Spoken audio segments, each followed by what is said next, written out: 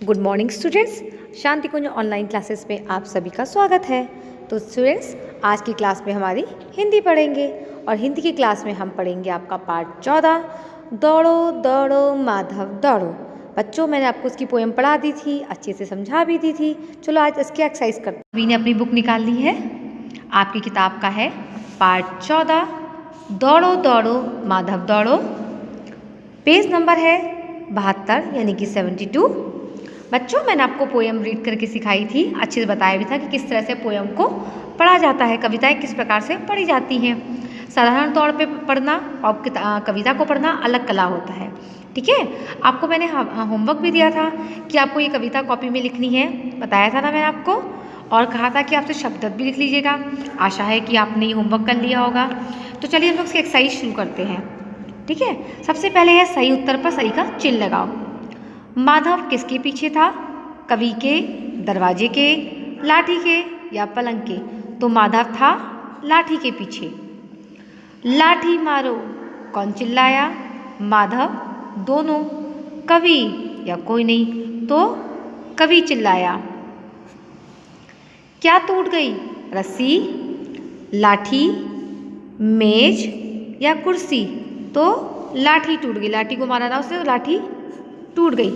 ठीक है, ये हमारा सही उत्तर पे सही का चिन्ह लगाओ हो गया। उसके बाद बच्चों दिया है कविता की पंक्तियाँ पूरी कीजिए। ये आपकी जो कविता लिखी हुई है यहाँ पर, इसको देख के या पहले इसको याद करके आप फिर इसकी पंक्तियों को पूरी कर लीजिएगा। ये आपका होमवर्क होगा। उसके बाद देखिए, निम्नलिखित प्रश्नों के उत्तर लिखो। यहाँ पे आपके सिर्फ 2 ही प्रश्न दिए हैं, आपको सिर्फ 2 ही प्रश्नों के उत्तर लिखने हैं। सबसे पहला प्रश्न है, घर में कोहराम क्यों मचा था? क्यों मचा हुआ था कोहराम? तो उसका उत्तर आप लिखेंगे, घर में कोहराम मचा था क्योंकि घर में सांप घुस गया था। ठीक है, आपको पता है ना कहानी पूरी इसी पे थी कि सांप के आ जाने के बाद ही घर में कोहराम मचा हुआ था, सब लोग परेशान दौड़े भाग रहे थे। कवि ने माधव को मिट्टी का माधव क्यों कहा है? तो आपने देखा ना कि जो कवि कह जोर से कि माधव मारो मारो लाठी मारो, माधव समझ नहीं पाया, माधव बोला कि किसको मारूं, सांप मारूं लाठी मारूं, ऐसे बोलता है ना। तो उसका उत्तर उसी तरह लिखना आपको। कवि ने माधव को मिट्टी का माधव इसलिए कहा है क्योंकि समझाने के बावजूद भी माधव ने सांप को न मारकर लाठी को मार दिया, है ना।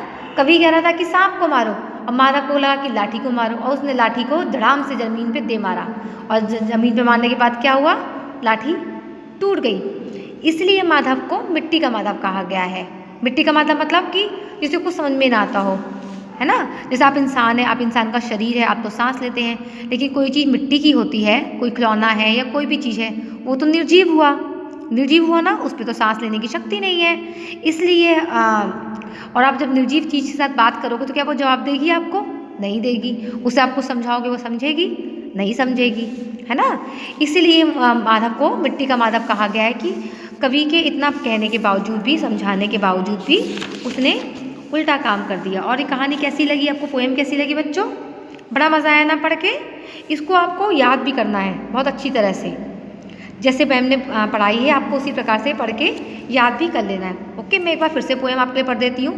दौड़ो दौड़ो माधव दौड़ो, माधव लाठी माधव सांप, सारे घर में शोर मचा कोहराम मचा, कुछ मिचते मिचते आंखें मिची, माधव दौड़ा सांप भी दौड़ा इधर उधर, सर्रा का लपका माधव कूद के वो जा टपका, माधव था लाठी के पीछे, सांप वही माधव के नीचे, मैं चिल्लाया माधव मारो लाठी मारो, माधव ने मुड़ के पूछा सांप या लाठी? लाठी मारो, मैं चिल्लाया, सांप उठा के मार दी लाठी माधव ने, हे राम कह के थक से लाठी टूट गई और हाथ रह गया सांप, मिट्टी के माधव ने देखा।